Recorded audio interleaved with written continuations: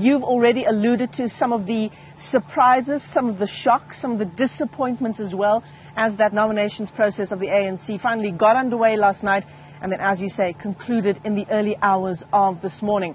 I'm going to bring in immediately Erin Bates, who's our reporter here on the scene, helping us understand some of these developments. Erin, great to see you.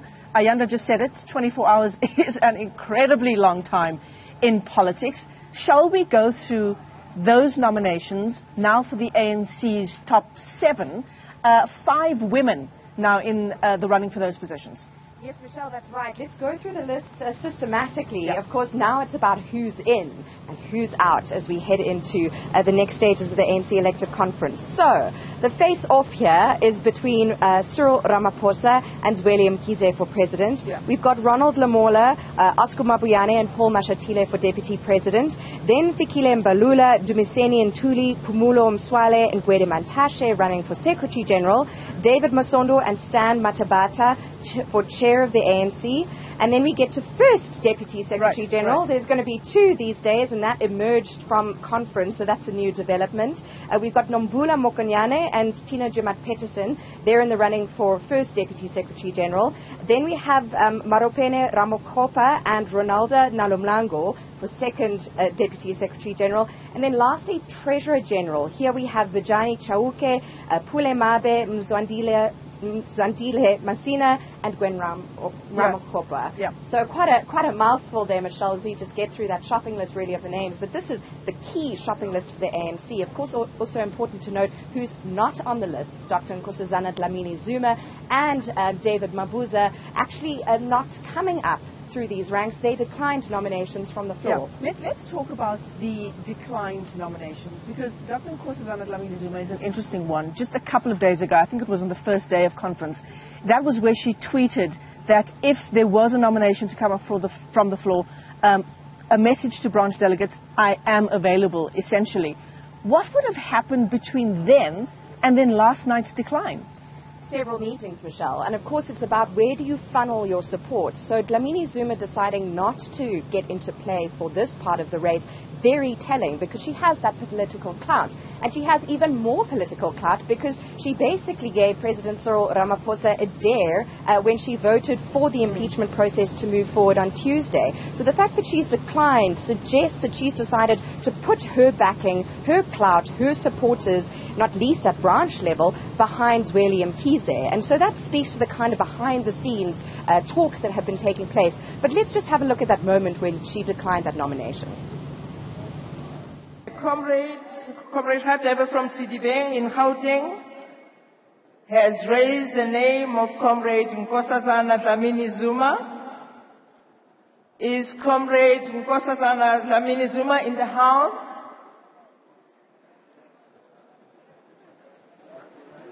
Is it behind? Comrade, your name has been nominated. Do you accept?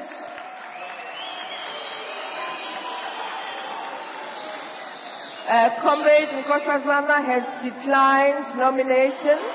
The name of Comrade David Mabuza has been nominated for Deputy President. Is Comrade Deputy President here? Do you accept, Comrade?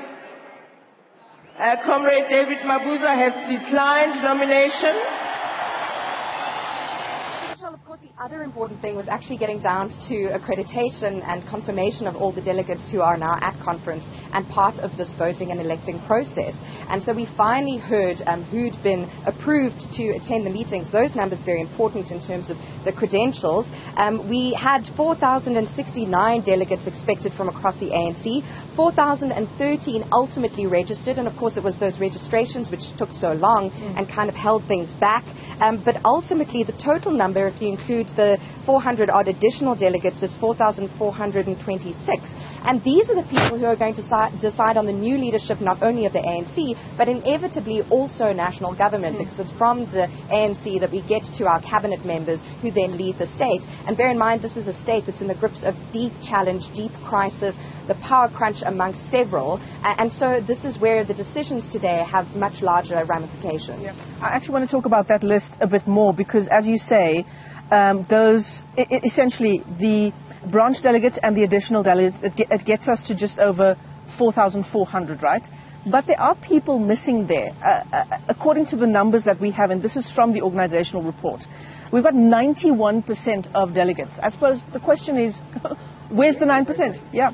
Yeah. And one wonders if some of this is around not having the proper paperwork with you, some issues perhaps around transport or getting here. Is there any foul play? Those are the sorts of kinds of questions that are going to be asked. But the point is that we're almost up to the full number. And so on a balance of things, perhaps best as we can get at this stage. And then looking forward to what happens in terms of actually finalizing that top 7 now it is. And as you say, several women in the mix. I think the second Deputy Secretary General position, now a really interesting addition, because there is the disparity in terms of leadership in the top echelons of the ANC when it comes to women. But we have some really, really big names in the mix. Not Nominees Zuma, but we have Nomvula Mokunyane in the mix in that top 7. We have the likes of Gwen Ramakopa. We have the likes of Timajoba Peterson, who we know from Cabinet. And so that's an interesting dynamic to see at work within the bigger picture as well. No surprise with the President, Ramaphosa and Mkhize. No surprise really with Deputy President or SG.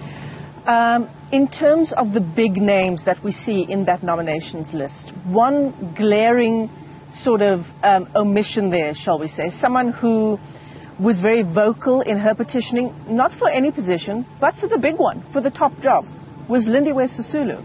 A nomination from the floor for, not for the presidential position, but for Treasurer General, with her unable to get the numbers. That's right. And so here we see, even if you are raised from the floor, you don't necessarily make it onto the long list, really, because you just don't have the numbers behind you. You don't have the backing. Or your allies haven't agreed for their people to back you as well. And so Lindiwe Sisulu, one of the big losers out of the deliberations that went into the early hours of this morning. Absolutely. And one wonders what will happen now in terms of her career moving forward. Also, she was a no-show in Parliament. So perhaps, that was a misplay or a misstep in terms of trying to gather support heading into conference. All right, so you and I have been talking now for the past 2 days, this is day 3 of us together, about the sideline issues heading into conference.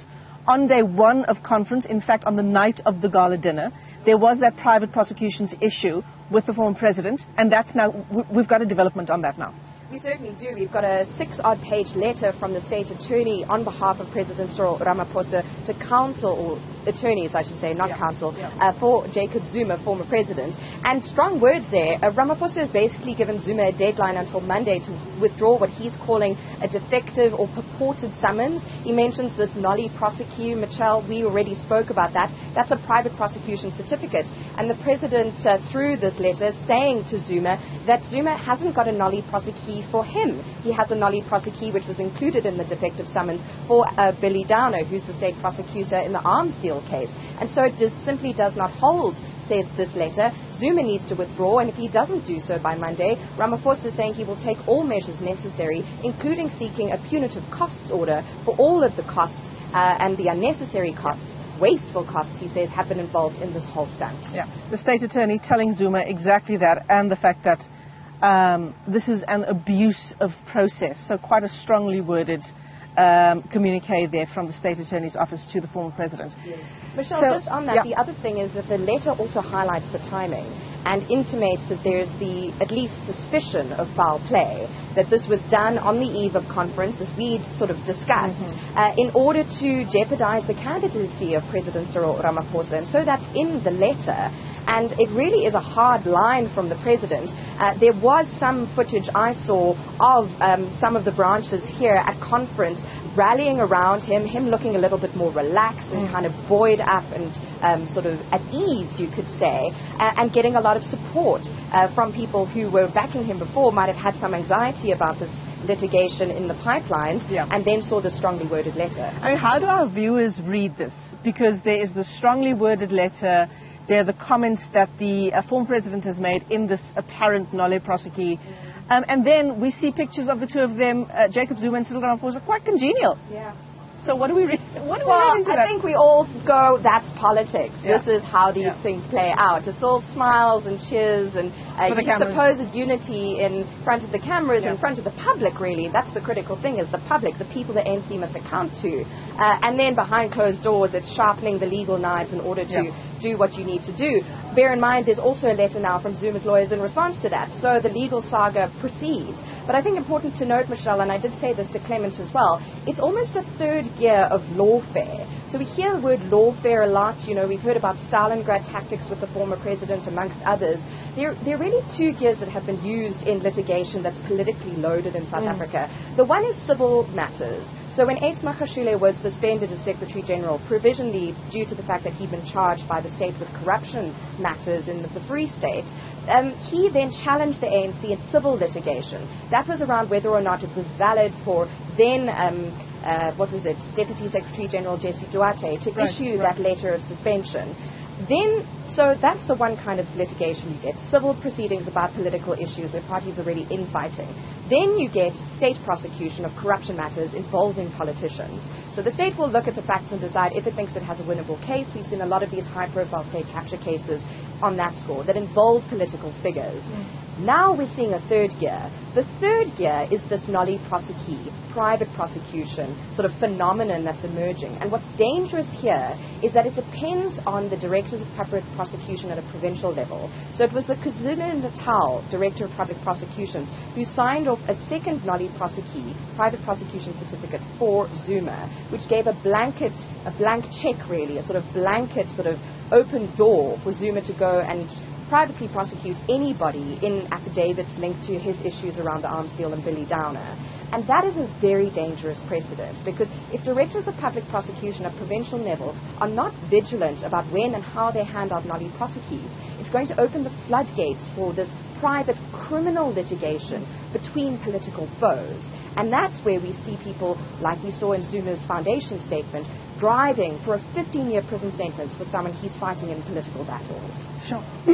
Incredibly interesting, and thanks so much for giving us that analysis on the political knives, the legal knives now being out. And it's obviously nothing new. This is par for the course when it comes to conferences of this nature, Ayanda. Erin and I didn't get a chance to get to what happens today. On paper, what we should see is for the voting process to get underway from 9 o'clock this morning. As we understand it, Gwede Mantashe having left the venue at 2 o'clock this morning. So it's unclear whether indeed delegates will be back in time for voting to get underway. But Mantashe is back here at 7:30 this morning for a breakfast event. And of course, we've got all of that live coverage as events get going on day 3 of the elective conference right here from our position at Nasrec.